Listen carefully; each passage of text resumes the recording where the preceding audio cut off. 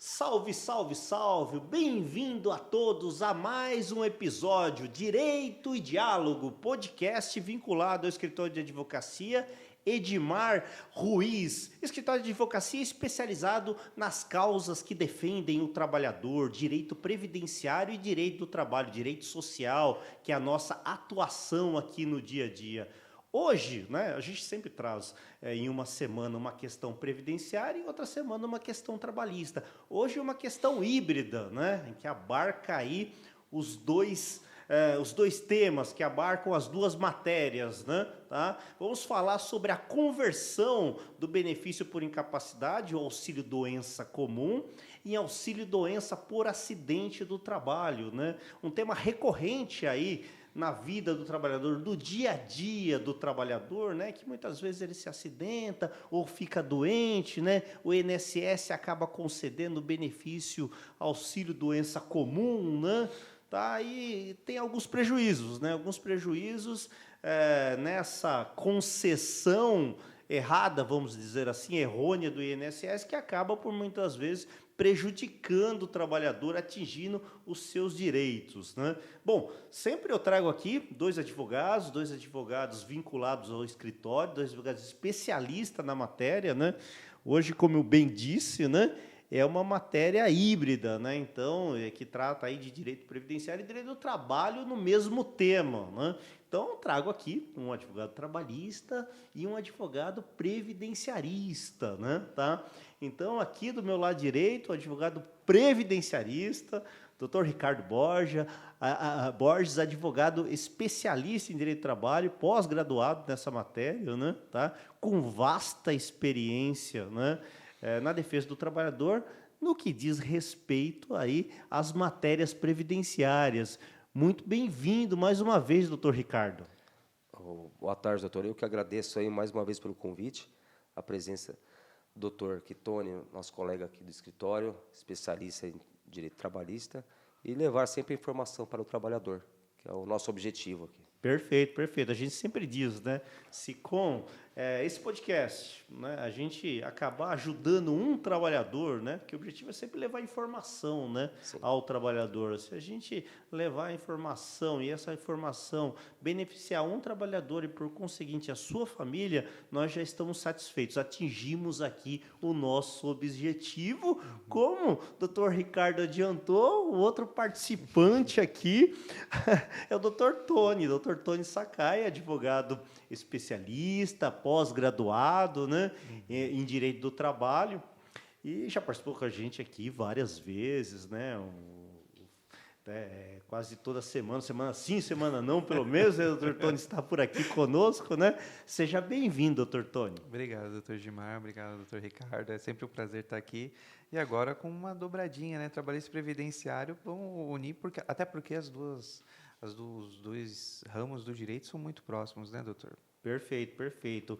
Bom, como eu sempre digo aqui nos episódios do nosso podcast, do nosso Direito e Diálogo, não trataremos aqui de casos concretos, né? Levaremos aí a informação ao trabalhador, ao pessoal que está nos assistindo, esse é o objetivo desse podcast, né?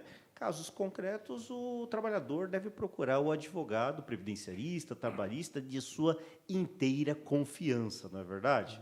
Bom, doutor Ricardo, passar a bola aqui para ti, começando contigo, né? A gente sempre começa classificando, né? Isso. Começa pelo começo, classificando. O tema é conversão do benefício incapacitante, né? Comum, né? Auxílio-doença comum, em auxílio-doença por acidente do trabalho, né? O que seriam benefícios incapacitantes, o que é auxílio-doença comum B31, auxílio-doença por acidente do trabalho B91, qual a diferença de um em relação ao outro, né? Então, acho que mais para o pessoal que está nos assistindo entender, né? Perfeito. O benefício por incapacidade temporária, ele é aquele benefício concedido pelo INSS, né, aos segurados aí que ficarem incapacitados para suas atividades laborais de forma temporária, né, por mais de 15 dias, assim, desde que preencha, né, que for devido a algum acidente comum ou doença comum ou originário do trabalho, né, por mais de 15 dias, e desde que sejam preenchidos alguns requisitos, né, que é a própria incapacidade, a qualidade segurado ou, em alguns casos, a carência mínima exigida, né.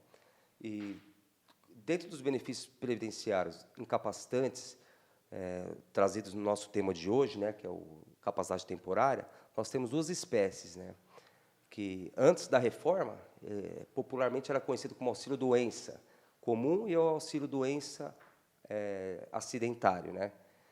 Como que o INSS define esses dois benefícios?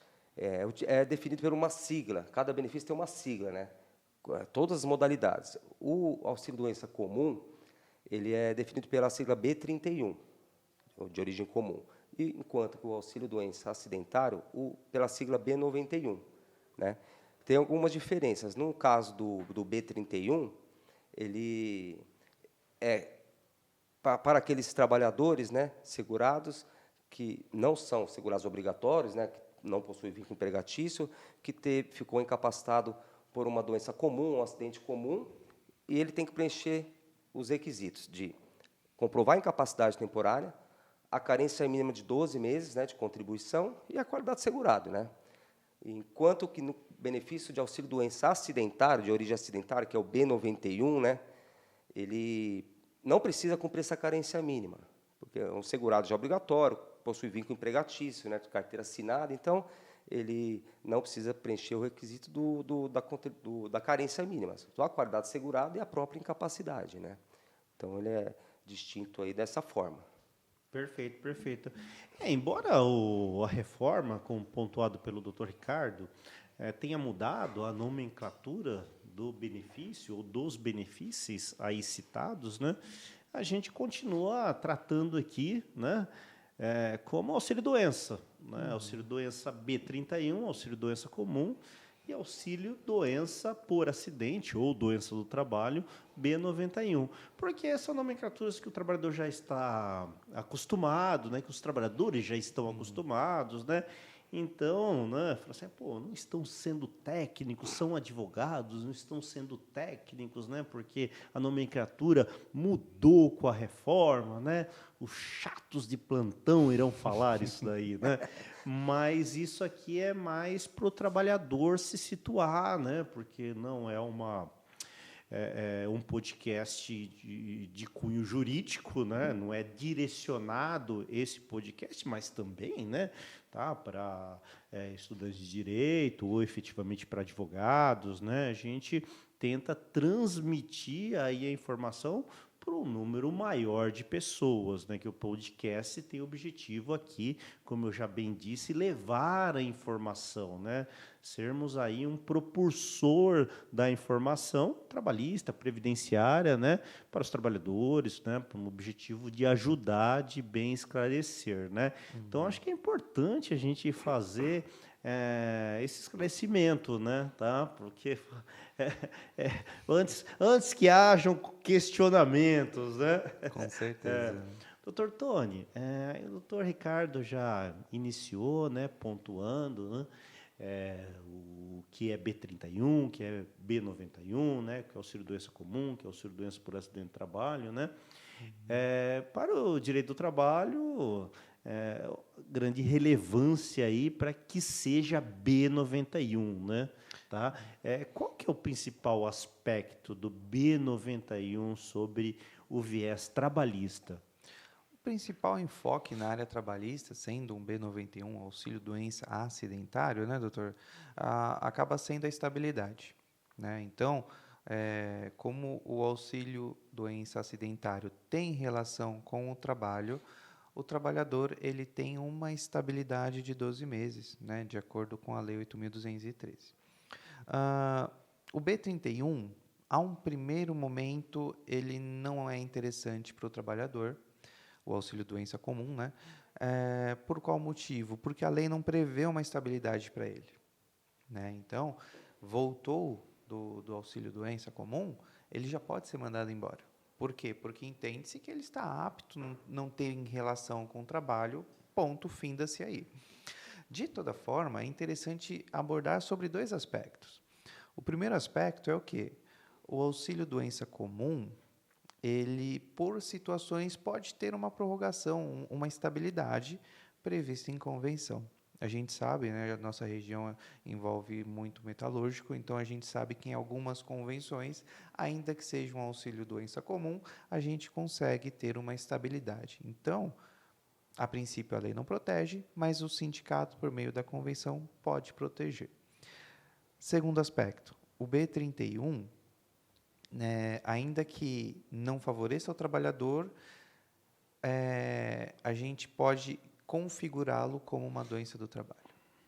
Então, dentro de uma ação trabalhista, por mais que às vezes a gente não tenha um B91, mas o advogado profissional analisando as atividades do trabalhador e verificando que essas atividades podem desenvolver a doença que o trabalhador tem e pela qual ele ficou afastado, a gente consegue utilizar esse B31 para falar, olha, juiz, que pese isso aqui ser um B31, há indícios de que a doença seja relacionada com o trabalho.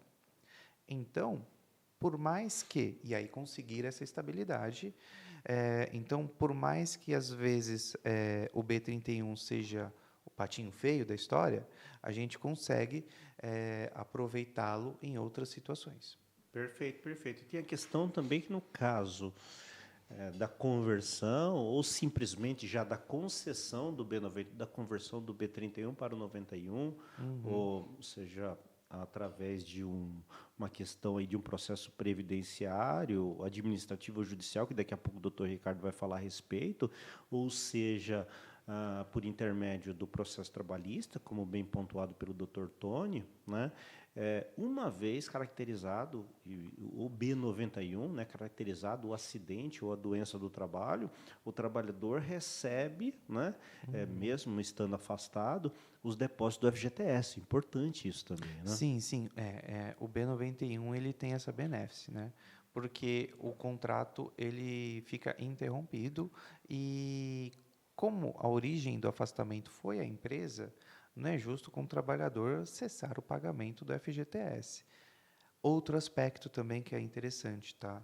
Por vezes o trabalhador recebe cesta básica, plano de saúde, outros benefícios que não em pecúnia, que não em dinheiro. Esses benefícios devem ser mantidos, tá? Perfeito. Com o B31, em regra, o que se é mantido é apenas a parte do plano de saúde.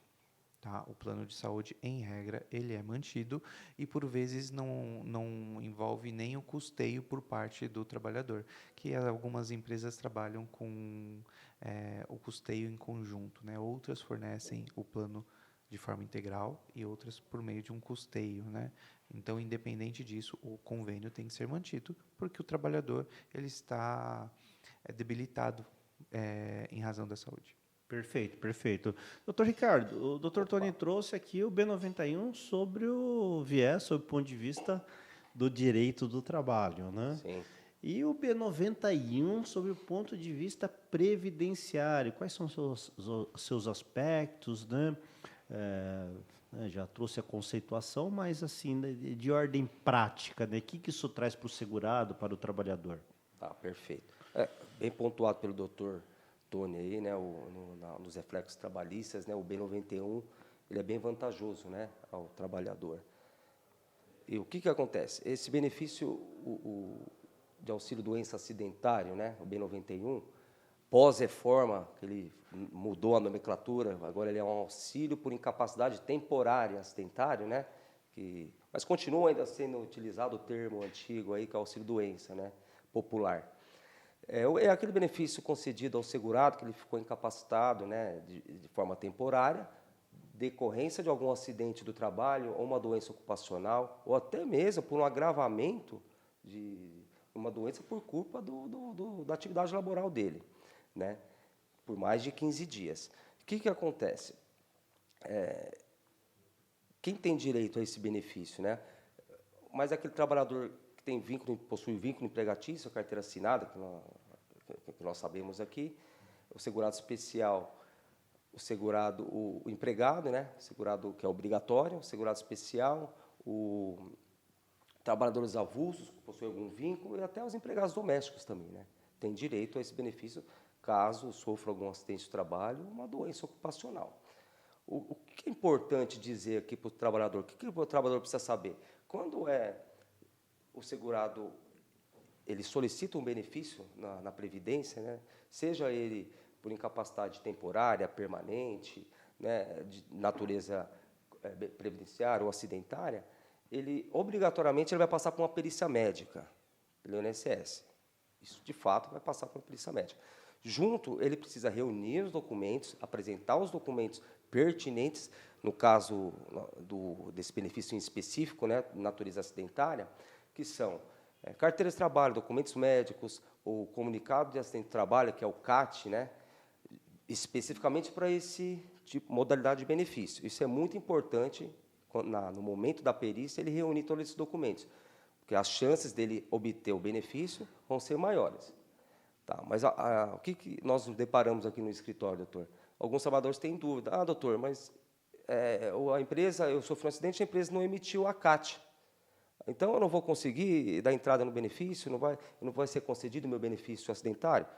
Não, não é bem por aí. Mesmo sem a apresentação da CAT, lógico que quando o trabalhador reúne todos os documentos pertinentes, as chances são maiores. Mesmo sem a apresentação da CAT, o próprio INSS ele pode reconhecer o benefício de natureza acidentária, né? Mesmo sem o comunicado de acidente de trabalho.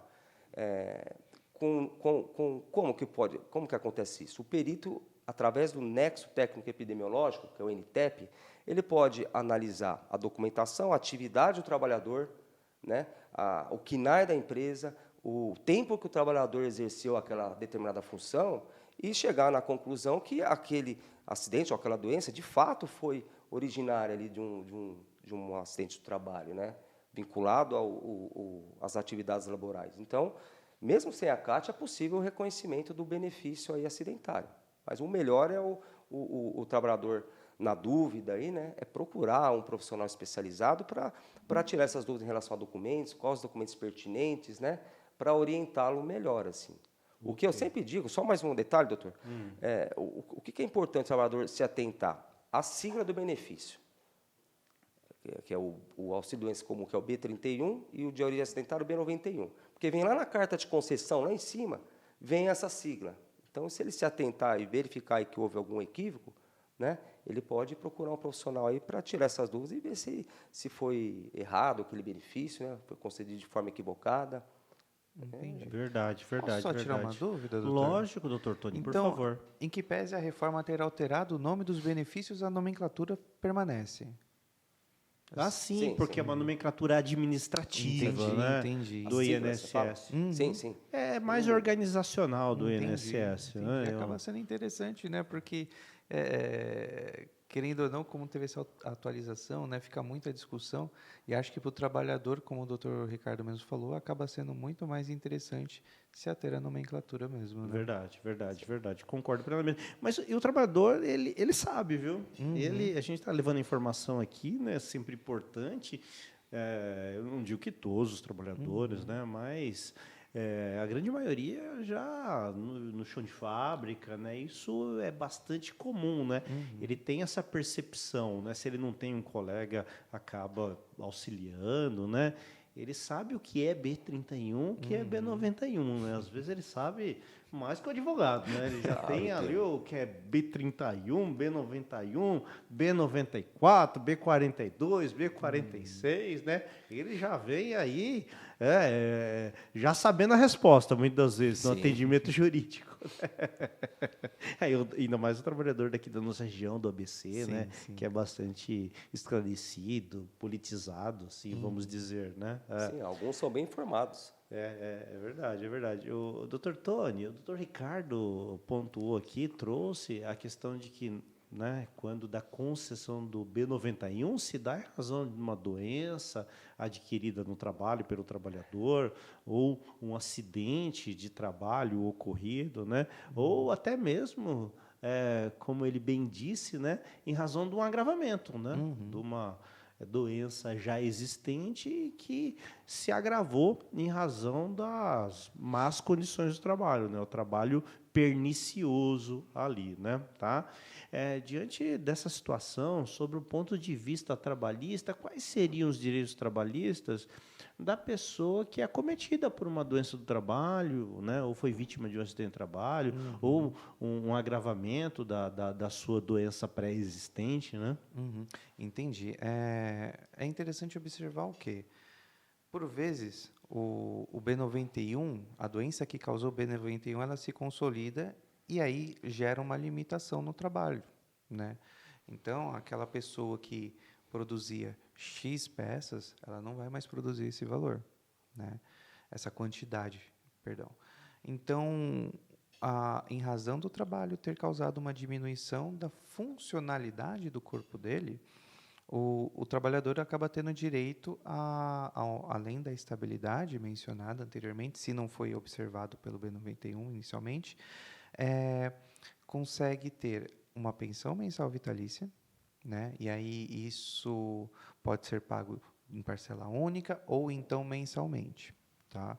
Fica muito a critério do advogado e do cliente sentar e verificar o que é mais interessante para o trabalhador.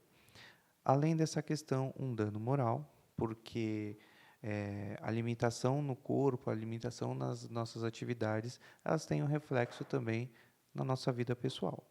Então, o dano moral, a pensão mensal vitalícia e também tem a questão do plano de saúde.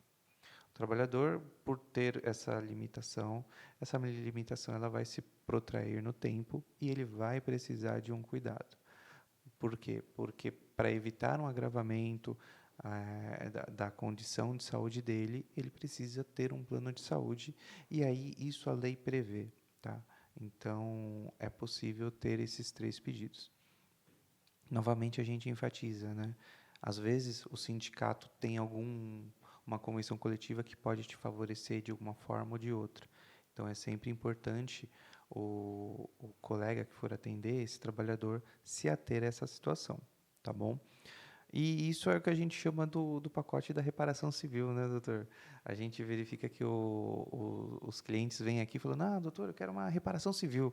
Aí, muitas vezes, a gente fala, olha, a gente vai entrar com ação trabalhista. Não, doutor, não quero entrar com ação trabalhista, quero reparação civil. E aí é interessante trazer essa nomenclatura, né, porque, de fato, é uma reparação civil, porque tem origem no Código Civil, mas é por meio de uma ação trabalhista, né? Então, para o trabalhador ter esta ciência. Eu não sei se o doutor Ricardo vai abordar, mas muitas vezes o laudo do B91, ou então, às vezes, de um auxílio acidente, auxilia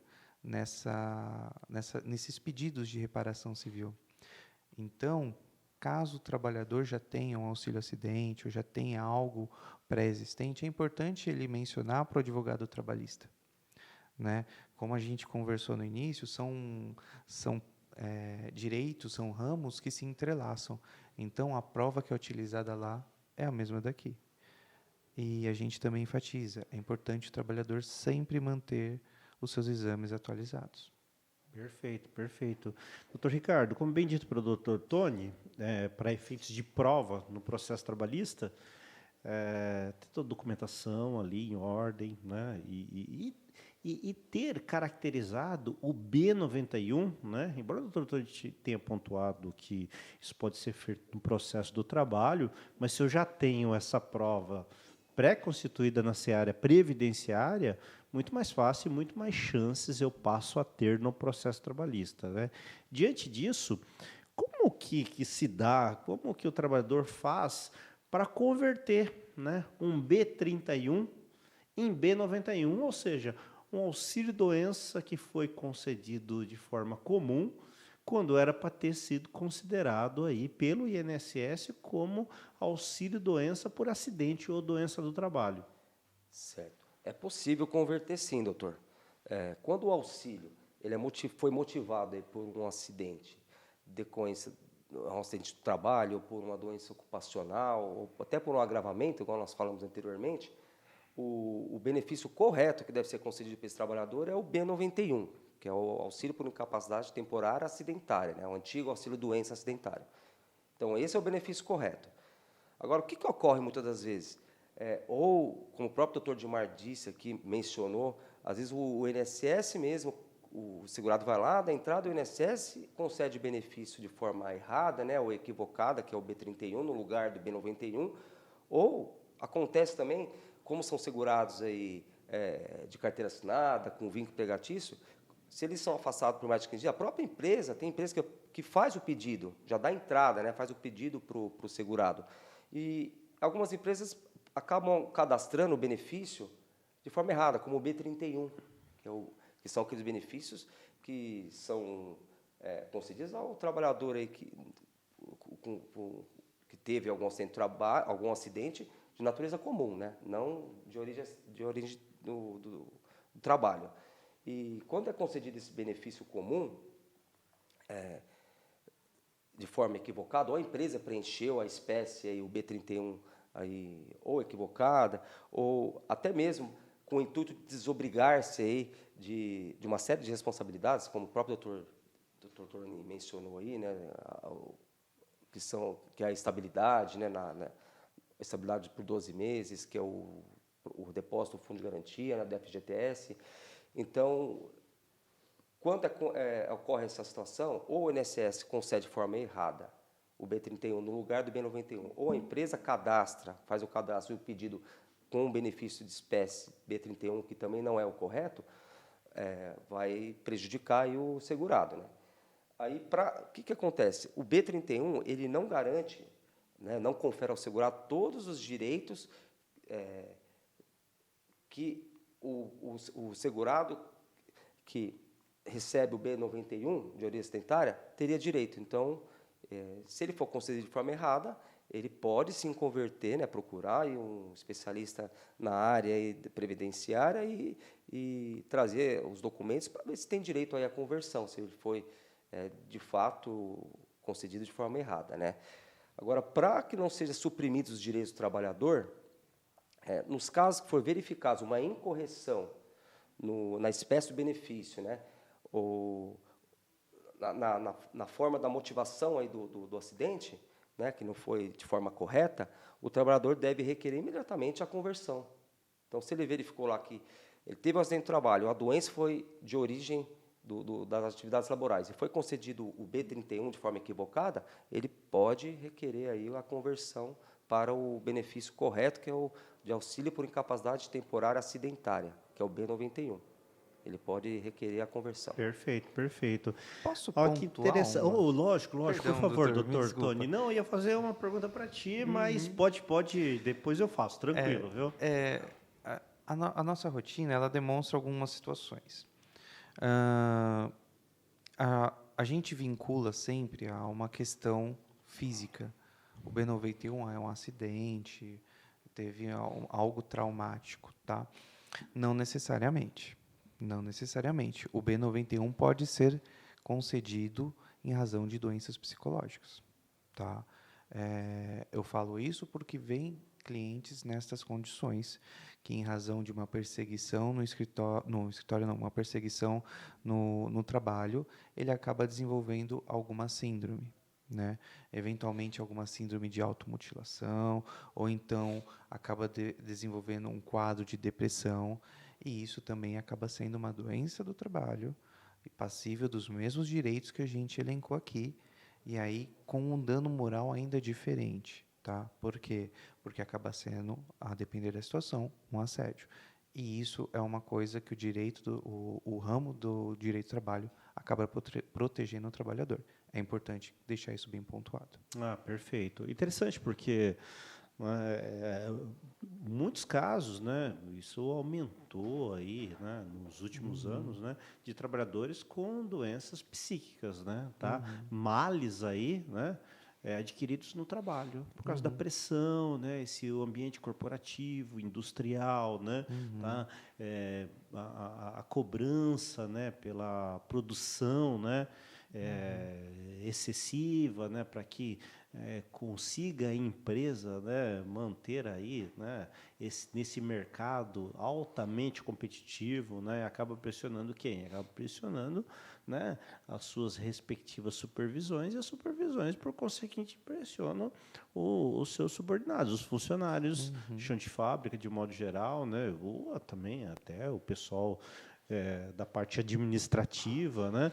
Então, cresceu assustadoramente, não só no Brasil, né? Embora o Brasil seja aí um dos campeões, né? Está na ponta, aí, na vanguarda, aí, né? Infelizmente, né?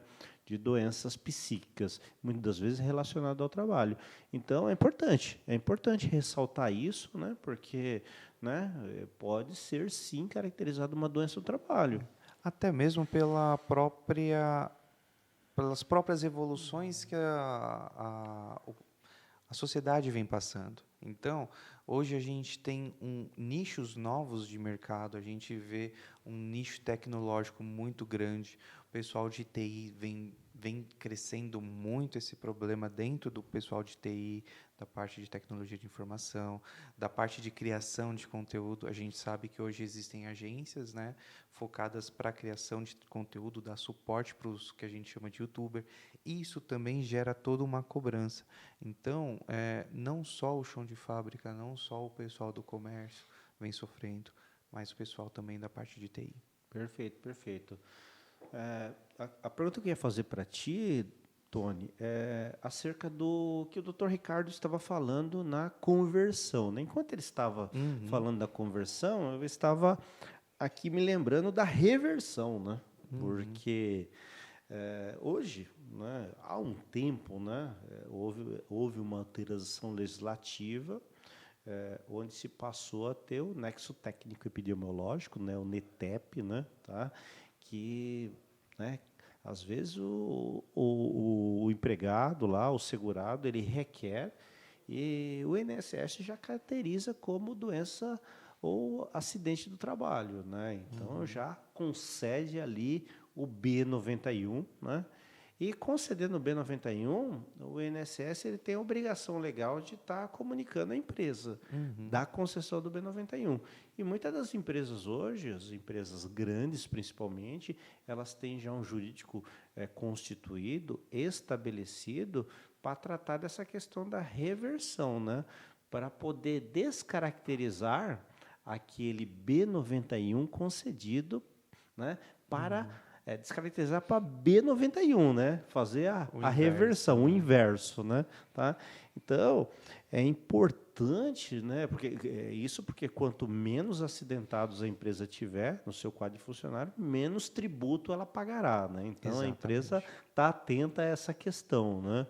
E tem toda uma questão social por trás, né? Atrás da marca, né? Então, nenhuma empresa quer estar ali catalogada como empresa campeã de doença, acidente de trabalho, né? Então, tem toda uma questão social por isso, o desgaste da marca e tudo mais, né? Perante o mercado.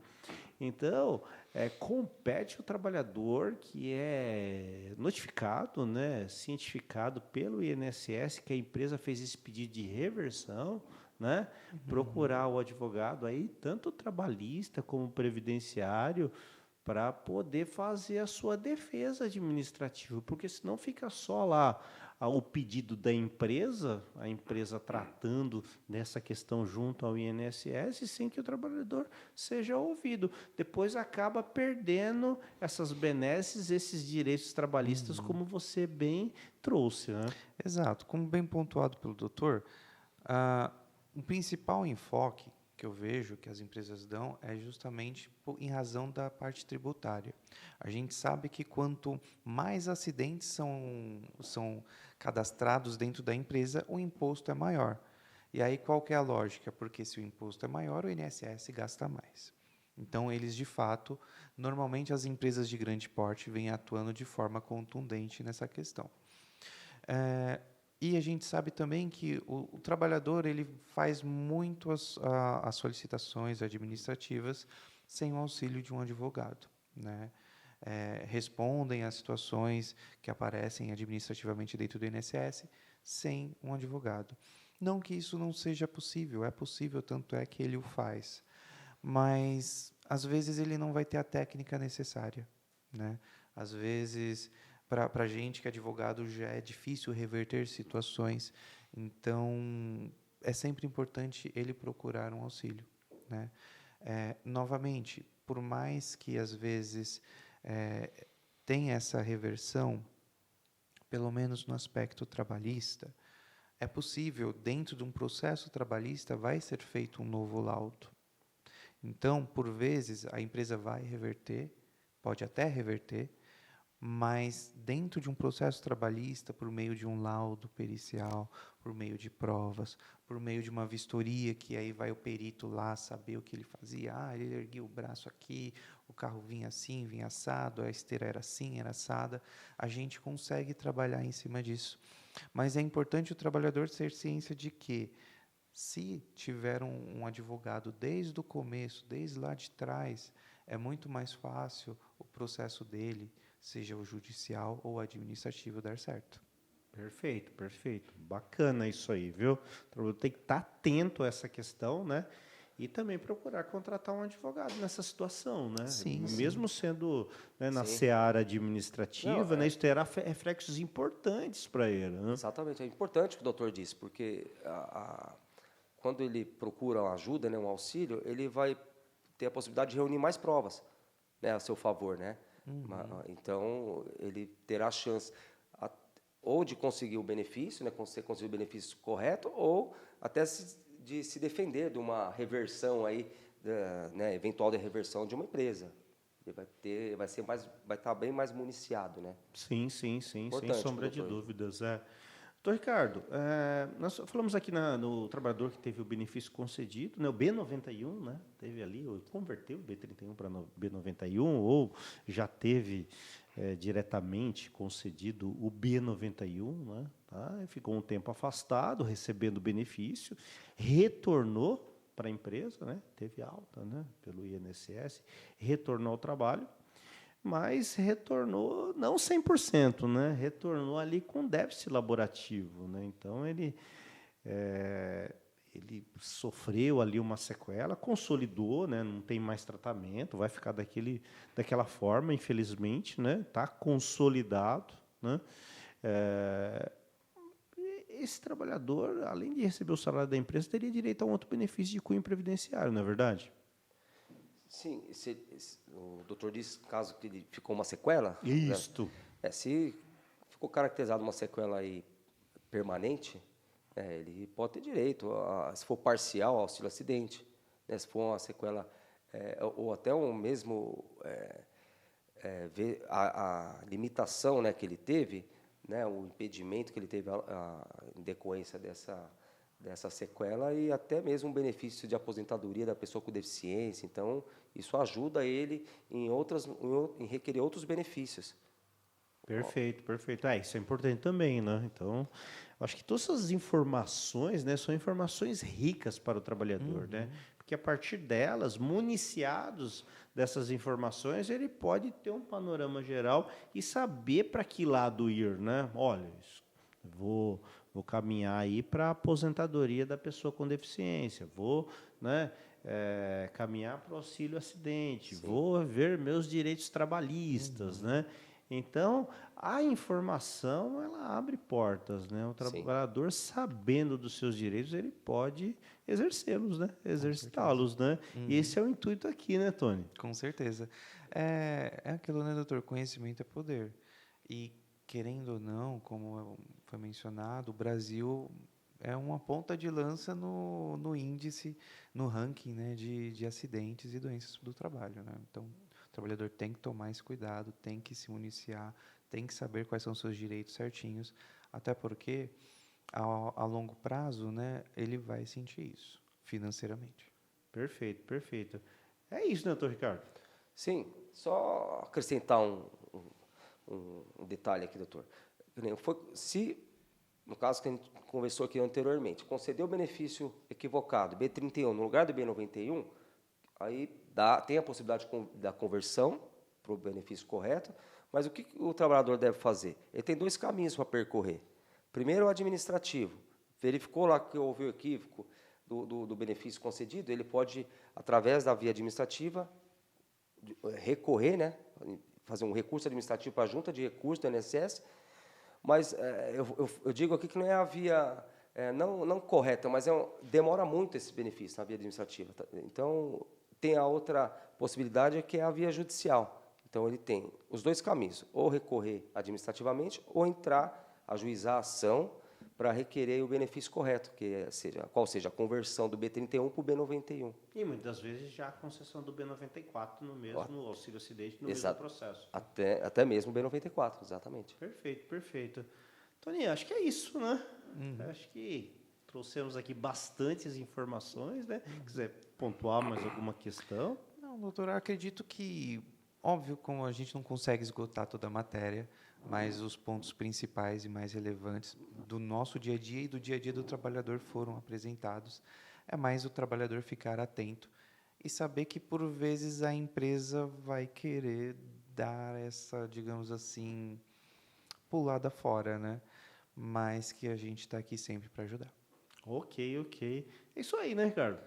Isso, doutor. Tem dúvida, verificou lá que o benefício não foi o adequado, procura o advogado de confiança, né, da área previdenciária trabalhista, para sanar essas dúvidas aí e ir atrás, né, buscar o benefício correto. Perfeito. Muito obrigado, doutor Tony. Muito obrigado, doutor Ricardo. Pessoal, muito obrigado pela audiência. Até o próximo Direito e Diálogo.